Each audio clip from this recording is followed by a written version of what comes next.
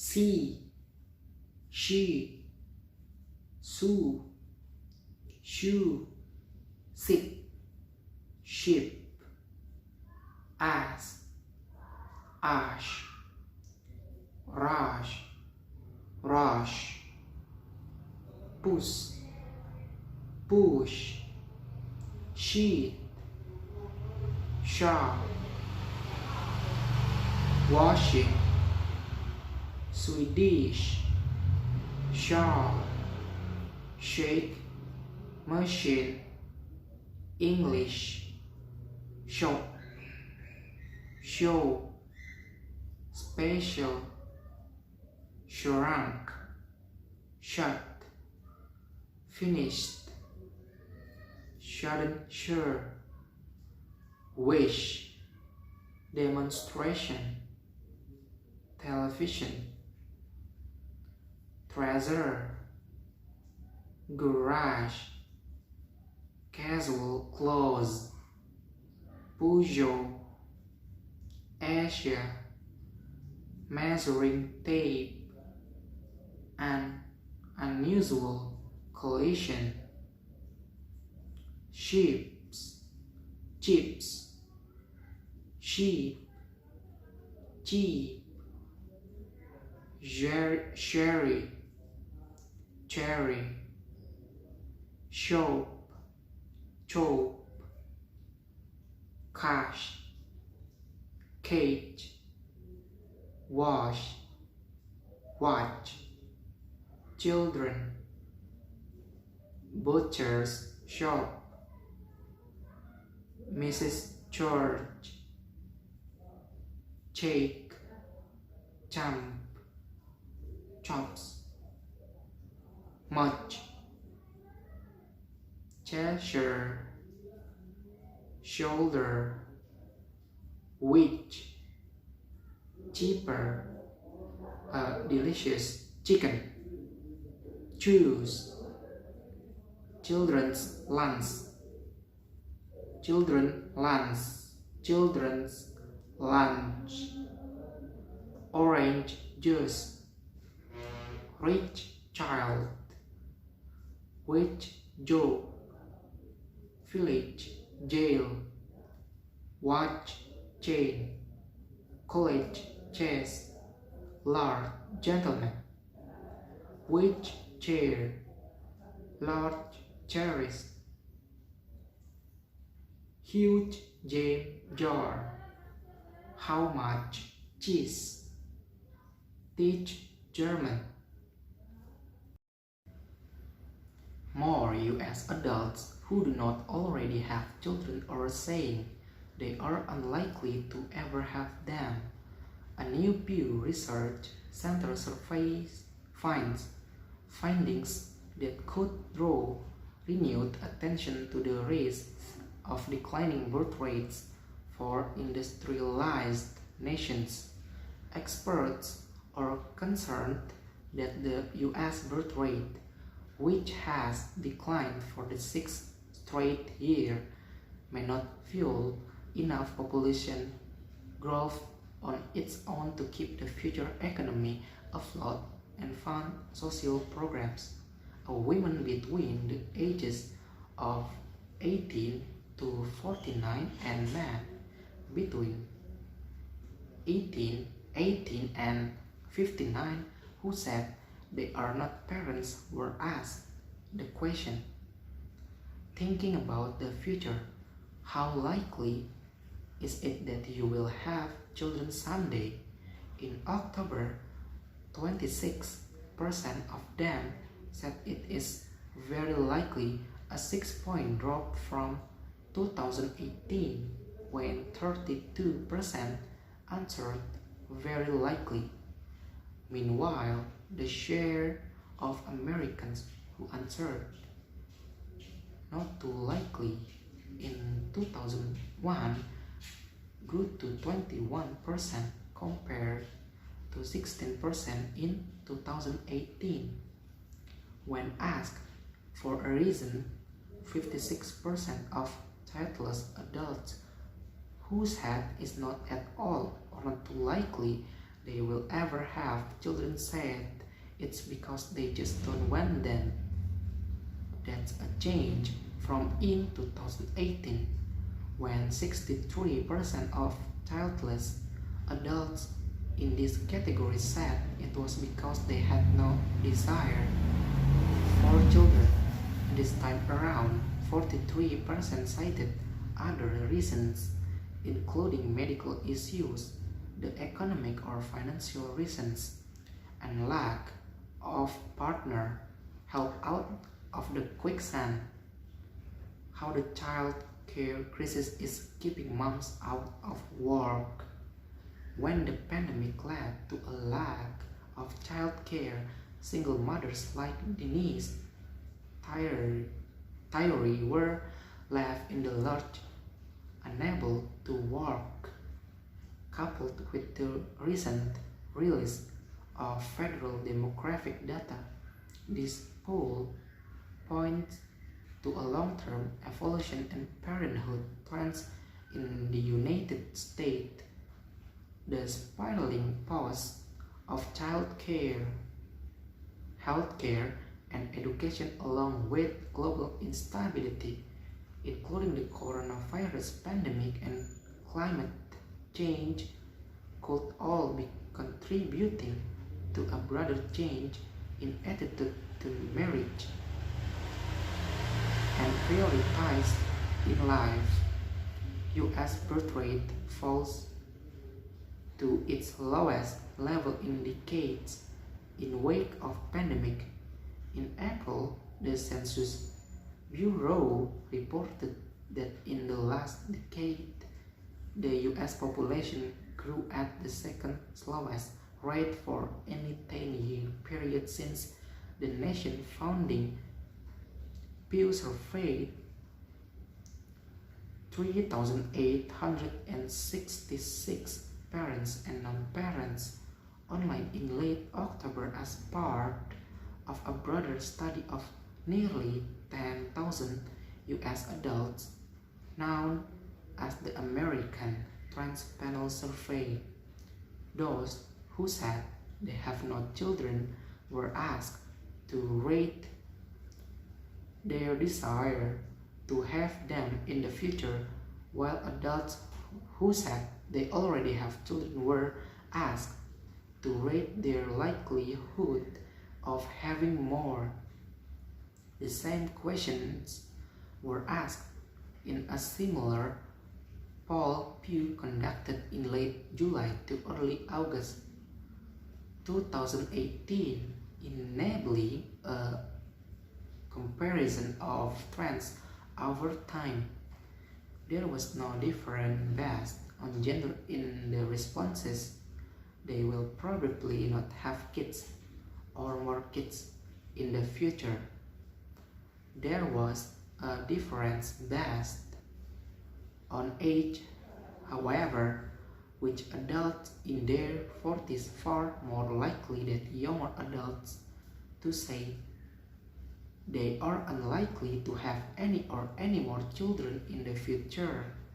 The Biden administration has attempted to tackle some of the roadblocks to higher fertility through its roughly $2 trillion Build Back Better bill, which recently passed the House and is now moving to the Senate. The bill includes funding for universal pre-K as well as the first national paid family and medical leave program. She was walking lazily, for the fierce April sun was directly overhead. Her umbrella blocked its rays, but nothing blocked the heat, the sort of raw will heat that crushes you with its energy. A few buffalo were tethered under coconuts, browsing the parched verges. Occasionally, a car went past, leaving its streets in the melting pitch like the wake of a ship at sea. Otherwise, it was quiet, and she saw no one. In her long white Sunday dress, you might have taken Ginny Nerin for 14 or 15.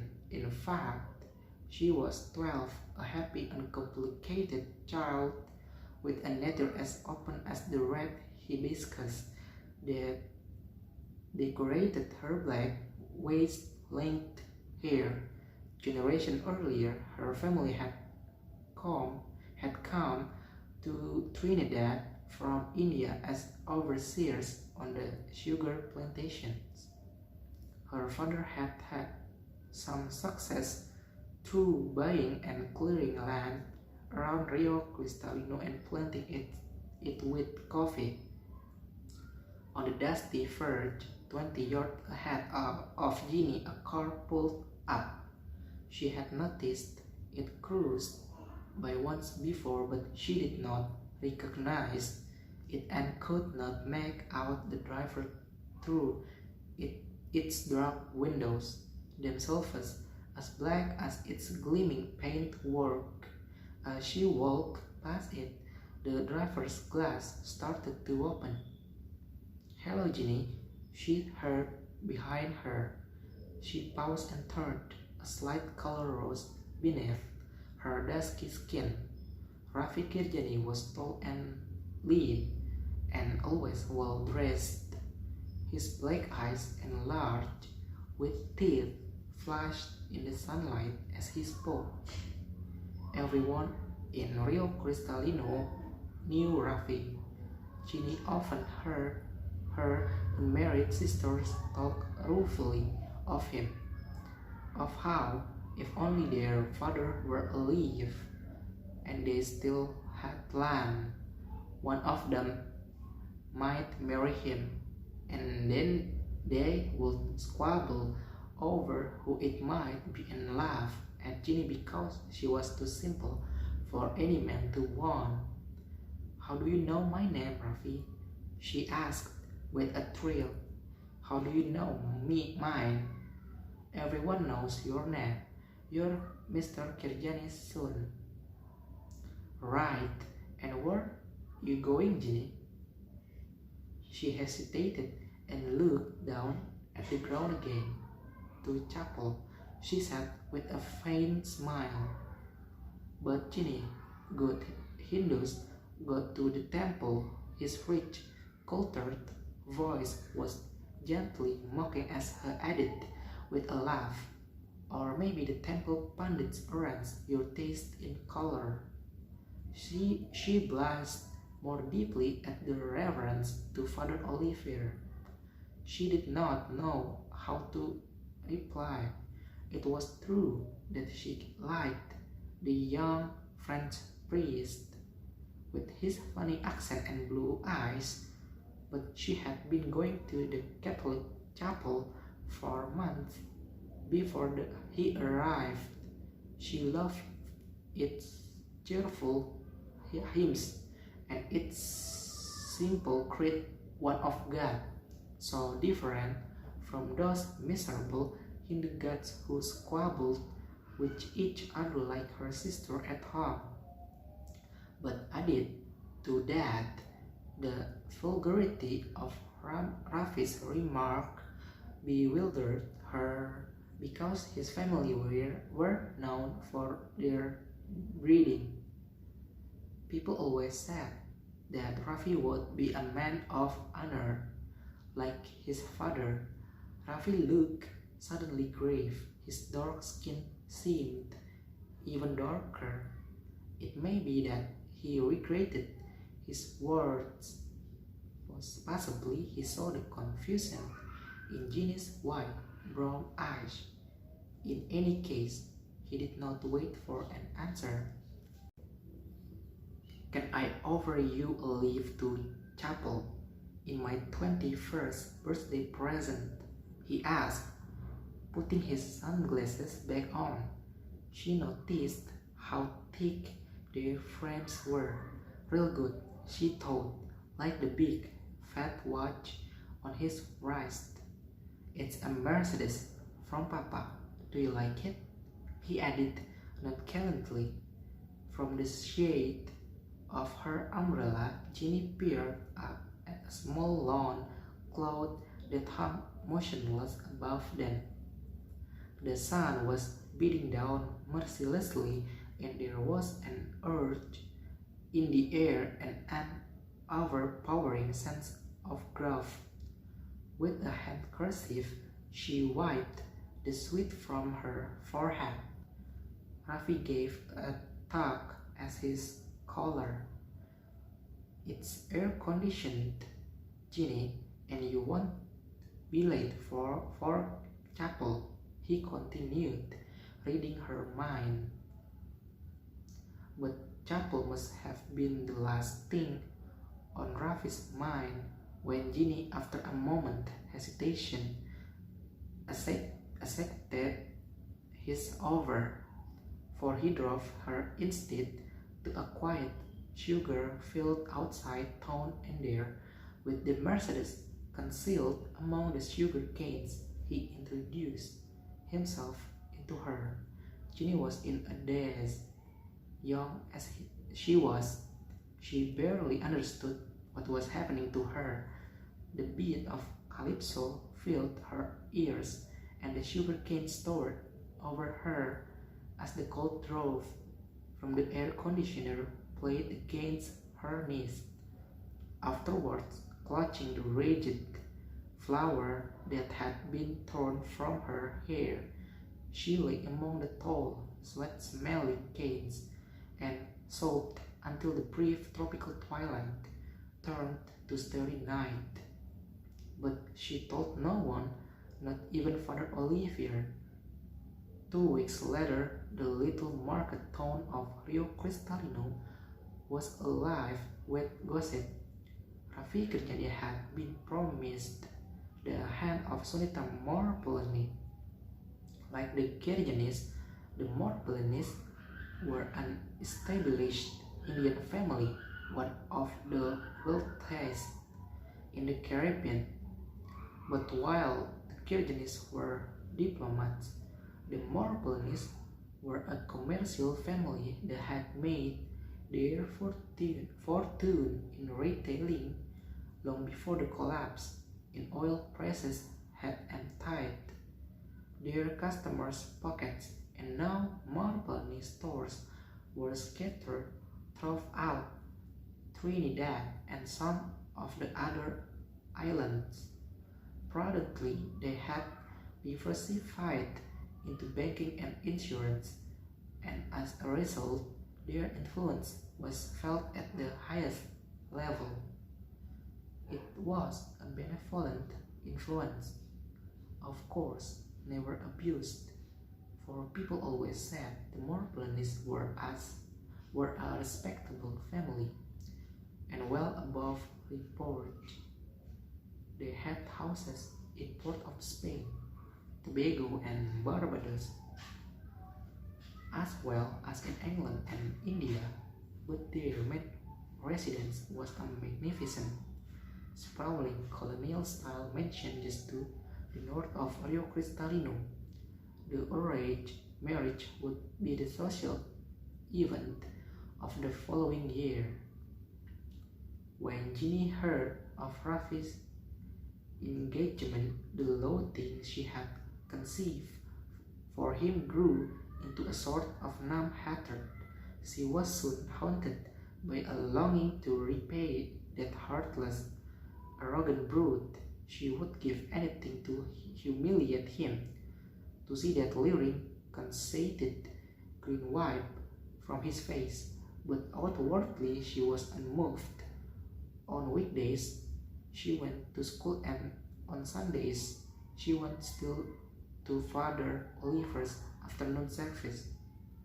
"Girl, you sure does have a lot to confess that you to that Whitey," her mother would say to her each time she came home late from chapel. "He's not a Whitey, he's a man of God."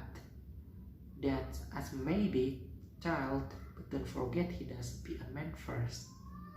The months passed, and she did not see Raffi again, and then it rained all through August.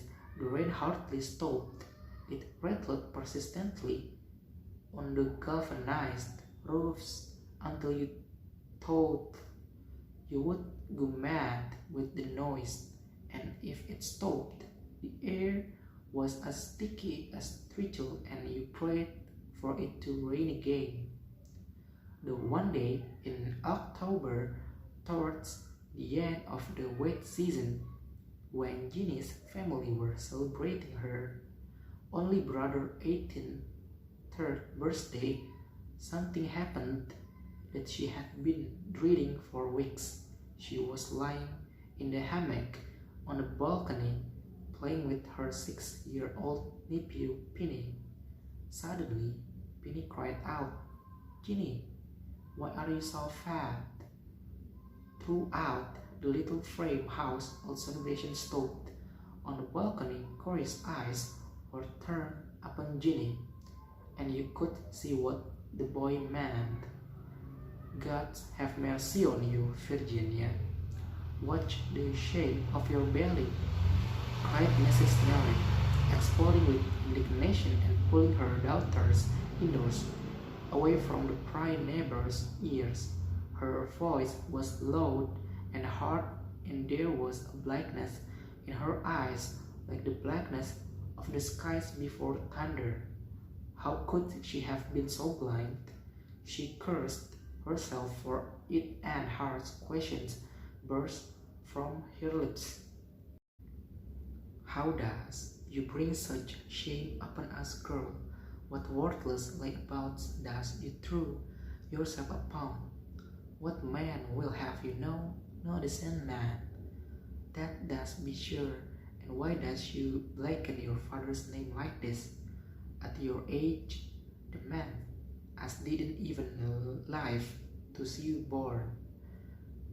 Thank the gods he didn't have to know of this. You sure got some explaining to your precious man of God, child." At last, her words were exhausted, and she sat down heavily, her weak heart pounding dangerously and her chest heaving from the exertion of her outburst. Then Ginny told her mother of the afternoon that Rafi Kedini had raped her. There was a long silence after that, and all you could hear was Mrs. Nery wheezing. When at last she spoke, her words were heavy and disjointed. If anybody have to get damnation, that Kirjani boys will get it, she said. Ginny's sisters were awestruck. "Shall we take her over to the health center, Ma?" asked Indra. "The midwife comes today." "Is you crazy, girl? You all those know how that woman does run. She mouth like a duck bottoms. You all leave this to me." That night, Mrs. Nery took her young daughters to see Dr. Khan, an old friend of her husband whose discretion she could count on. There was no doubt about it. The child was pregnant. "And what can you do, Dr. Khan?" asked Mrs. Nery. "Marry her off quick as you can," the lean old doctor replied bluntly. Mrs. Nery scoffed. "Who would take her now, doctor? I just beg you. There's nothing you can do for us." A welcome breeze came through the slats of the surgery windows. Outside, you could hear the shrill, persistent sound of sassadas, while mosquitoes crowded at the screens, attracted by the bare pulp over the simple desk. Dr. Khan sighed and peered over the frames of his glasses. Then he lowered his voice and spoke wearily, like a man who has said the same thing many times. I might arrange something for the baby once it's born, but it must be born, my dear. You daughters, it's slimly built. She's young, a child herself. To you she looks barely 3 months pregnant. Don't fool yourself. If the dates she's given us are correct, in 3 months she will be full term. Anything now would be too messy. And if it's born, asked Mrs. Nery falteringly, if it's born, what does happen then? No, ma, I want it anyway. I want to keep it, said Ginny quietly. Don't be a fool, child. It's my baby, ma. I want to have it. I want to keep it. And who's to look after you and pay for the baby? Even if that Kirjani does agrees to pay, who does you hope to marry? I'll marry, don't worry. You'll marry, you does be a fool. Who will you marry? Kirjani, ma, is going to marry Raffi Kirjani. Dr. Khan gave a chuckle. So, you daughters is not such a fool as you think, he said. I told you to marry her off, and then Kirjani's voice worth a try. What does she have to lose? She's too clever. So Raffi Kirjani was confronted with the pregnant Ginny and reminded of that Sunday afternoon in the dry season when the kids were ready for harvesting. To the surprise of the Nerins, he did not argue at all. He offered at once to marry Ginny. It may be that for him it was a welcome opportunity to escape a connubial arrangement for which he had little appetite. Though Sunita Morpoloni indisputably had background, nobody ever pretended that she had looks, or possibly he foresaw awkward police questions that might have been difficult to answer once the fruit of his desire saw the light of day. Mrs. Nerin was staggered. Even Ginny was surprised at how little resistance he put up. Perhaps, she thought with a wry smile, he's not really so bad. Whatever his reasons, you had to admit Raffi acted honorably, and so did the Jilt Morpoloni family. It's privately they felt their humiliation keenly. Publicly, they bore it with composure, and people were amazed that they remained on speaking terms with the man who had insulted one of their women and broken her heart. Sanita's 5 brothers even invited Raffi to spend a day with them and their seaside villa in Mayaro. And as Raffi had been a friend of the family all his life, he saw no reason to refuse. The Morpoloni brothers chose a Thursday for the outing. There was little point, they said, in going at the weekend when the working people littered the beach, and one of their Land Rover for the 20 miles drive from Rio Cristalino. They were in high spirits and joked with Raffi while their servants stowed cold chicken and salad beneath the rear bench seats and paid the iceboxes with beer and puncheon rum. Then they scanned the sky for clouds and congratulated themselves on choosing such a fine day. Suraj, the eldest brother, looked at his watch and his feet shifted unanimously as he said, It's time to hit the road. His brothers gave a laugh and clambered on board. It was an odd, sardonic laugh. The hard-top Land Rover cruised through Rio Cristalino to the crossroads at the town center. Already the market traders were pitching the roadside stalls and erecting great canvas umbrellas to shield them from sun or rain. The promise of commerce was in the air, and the traders looked about expectantly as they loaded their stalls with fresh mangoes or put the finishing touches to displays of giant melons whose fleshly pink innards glistened succulently under cellophane. The Land Rover turned as towards Mayro, and a moment later was passing the cemetery on the edge of town. The road to the coast was busy with traffic in both directions, still carrying produce to market, and the frequent bands and potholes made the journey slow. At last, on an uphill stride about 6 miles from Mayro, the Land Rover was able to pick up speed.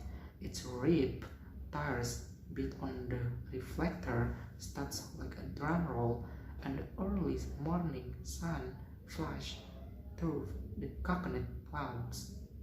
Suddenly, this terrible thing happened. The rear door of the Land Rover swung open, and Rafi Kirjani tumbled out, falling helplessly beneath the wheels of heavily laden truck. At the inquest, the coroner acknowledged that the nature and extent of Rafi's injuries made it impossible to determine whether he was killed instantly by the fall or subsequently by the truck. But it was clear at last. He felt that Rafi had been alive when he fell from the Land Rover. The verdict was dead due to misadventure. 3 days later, Rafi's remains were cremated according to Hindu rite. As usual, a crush of people from all over Trinidad, distant relatives, old classmates, anyone claiming even the most tenuous connection with the dead man, came to mourn at the riverside pyre outside Mayro. Some of them were convinced that they could see in Rafi's death the hands of the gods, and they pointed for evidence to the cruel sky and the unusual rain. But the flame defied the rain, and the stench of burning flesh filled the air. A few spoke darkly of murder.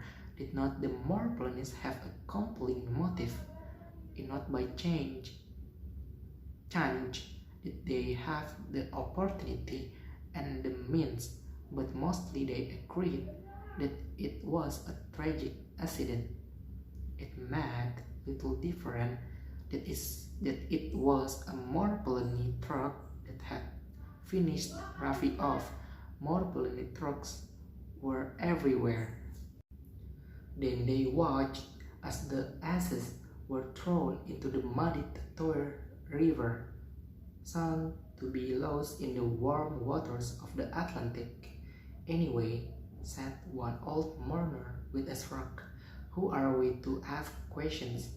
The police closed their files on the case before the boy was called, and he shook the last of the rain from his umbrella and slapped impatiently at a mosquito. You might have thought that the shock of Rafi's death would have induced in Ginny a premature delivery, but quite the reverse. She attended the inquest and she mourned at the funeral. The expected date came and went. 6 more weeks elapsed, before Ginny, by now 13, gave birth to a son at the public maternity hospital in San Fernando. When they saw the baby, the nurses glanced anxiously at each other. Then they took him away without letting Ginny see him. Eventually, they returned with one of the doctors, a big Creole, who assumed his most unruffled bedside manner to reassure Ginny that the baby was well. "It's true. He's a little pasty, my dear," he said as a nurse placed the baby in Ginny's arms. "But you see, that will be the late delivery. And don't forget, you're very young and you've both had a rough time. Wait a day, 3 days. His eyes will turn. He will soon have a healthy color." Ginny looked into her son's blue eyes and kissed them, and in doing so a tremendous feeling of tiredness suddenly came over her. They were so very, very blue, so like father's olivers. She sighed at the irony of it all, the waste of it all. Was the Creole doctor really so stupid? Surely he knew as well as she did that the pallid looks could never go.